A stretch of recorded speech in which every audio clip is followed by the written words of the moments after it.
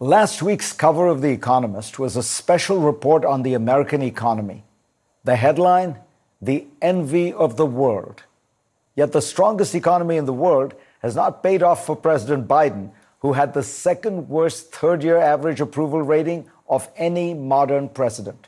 Nor is it giving Kamala Harris a commanding lead in the polls. It is yet one more powerful signal that our politics are in the midst of a great upheaval, as economic issues give way to cultural ones.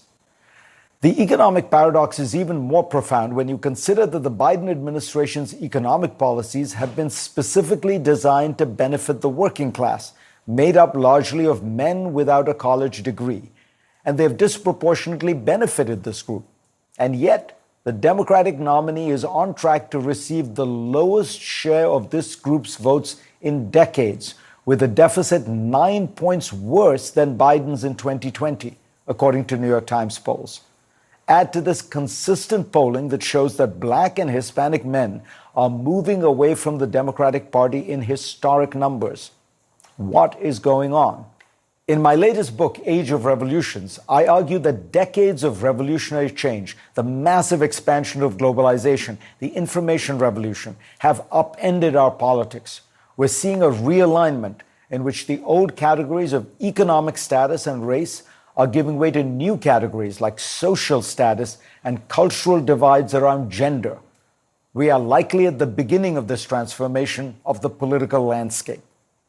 It used to be relatively easy to predict a person's voting pattern based on economics. The rich and upper middle class voted right. The poor and working class voted left. Race was another durable factor after the civil rights movement. White people disproportionately voted for Republicans. People of color largely voted Democratic. But today there seems to be a more prominent divide than race. Professionals appear far more likely to vote for Harris, and blue-collar working-class voters have become the new solid base of the Republican Party. You see, the great divide in America today is not economic class, but social class, defined by college education.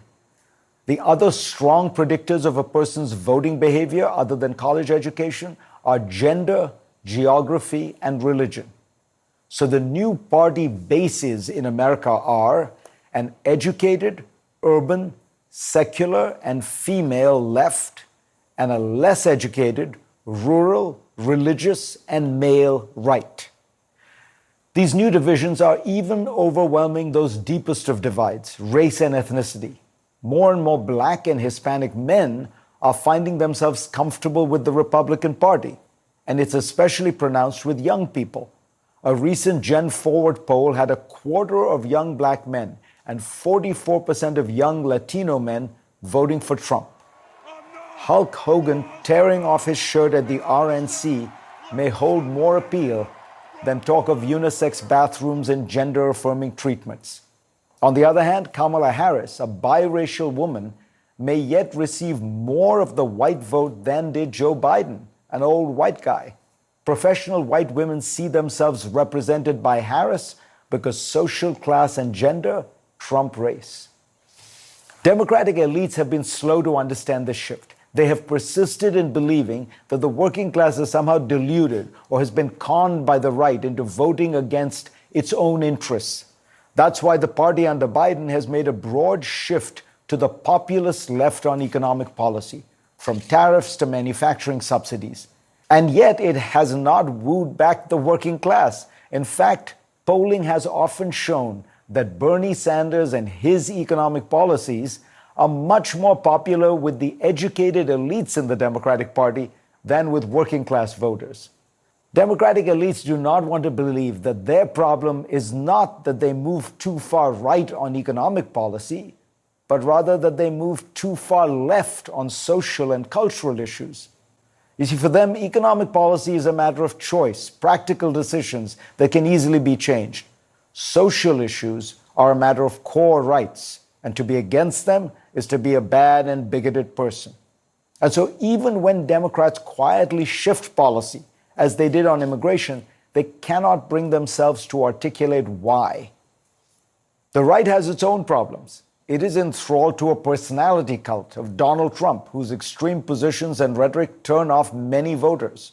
with the most economically vibrant parts of America trending left, Harris has far outraced Trump in donations in recent months, by more than 3-to-1 margins in September. For the Democrats, the problem is that non-college educated voters still make up the majority, around 65% of registered voters in 2020, and they may feel alienated by some of the Ivy League liberalism. Whether Harris or Trump wins, this new cultural landscape will define American politics for decades to come.